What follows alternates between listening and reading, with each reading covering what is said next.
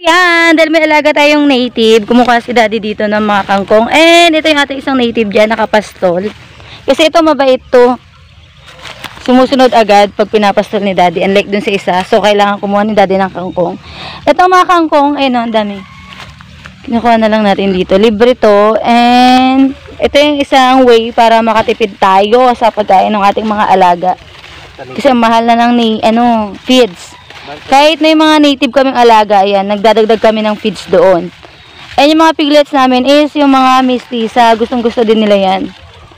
Yan. Sa mga hindi nakakaalam ng mistisa, yun po ay crossbreed na result ng ating mga alaga. Yan. Ayan na, isang sako na yung nakukuha para merong stock. And ayun yung kulungan lang natin. Ayan. Ayun yung kulungan natin. And nasa likod is puro mais.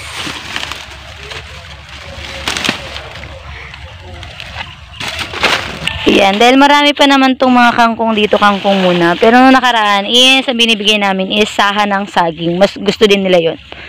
Saha ng saging. Tignan nyo, kaya gustong aming native dito dahil ang daming pagkain dito.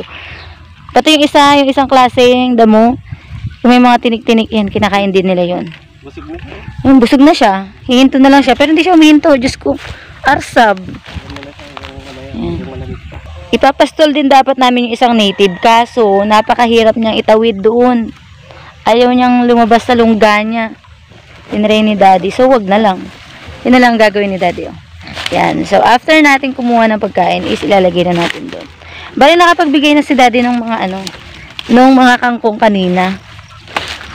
After nilang kumain, yan. Ito na yung pangmerienda nila. After nilang kumain ng feeds ang binibigay namin. Starter yung binibigay namin sa aming mga piglets. Hindi na sila piglets, lechonin na sila. Ito yung aming puso negro. Ito yung mga puso negro natin. Yan, sira-sira na, ang bilis masira. Yung takip niya. Ito yung kalate, tae, and tubig yung sa kabila. So, hindi na namin binubuksan yung tubig. And may butas na rin dyan sa may tae. Ayan. O, diba? Ang dami pa dito. Kahit sa likod lang, ang dami dito. Ito rin yung aso naming paluwang. Ayan. And, syempre, bago natin yan ibigay is, muna natin, pakakainin mo, huhugasan natin. Ito yung aming munting bahay. Ito naman yung aming munting bahay. Yan. Katasto ng baboy. Bibigyan ko ba ulit? So, bali yung kinuha ni daddy is, i-stack niya muna dito. Ayan. Buong araw nila yan. And, nabigyan na namin itong mga to. Ayan, kung mapapansin nyo, meron na sila doon. Ayan, ang laki na nila. Compared nung una natin silang nabili. And, yung isa, nabili na. Kasi 1 week nung inalagaan namin sila, syempre, dire-diretso pakain na bigay ni daddy. May pumunta rito. And, nagustuhan yung mga piglets. Eh, may kumita na rin kaming konti dun. Sige, push. Diba? Pero bawasan konti yung pakakainin natin dito. Oh, so, that's it. Ito mga to, lechonin na. Mga after a week, pwede natin silang ibentang lechonin. Kasi may buyer naman tayo ng mga lechonin. Mas mahal kasi ang presyo ng lechonin compared sa fattening lang. So, ayun o. Mas gusto pa nga nila yung kangkong. Hindi pa nila nauubos yung kanilang feeds. Bale, itong mga to ay wheat feeding sila. Mas gusto nila yung wheat feeding. Ito naman yung ating isang native dyan na ayaw lumabas sa lungga niya. Dito lang talaga siya. Oh, diba? Ayaw niya lumabas compared nung isa ano lang ni dading ipastol. And syempre, yung aming anak, ang may-ari ng channel na to.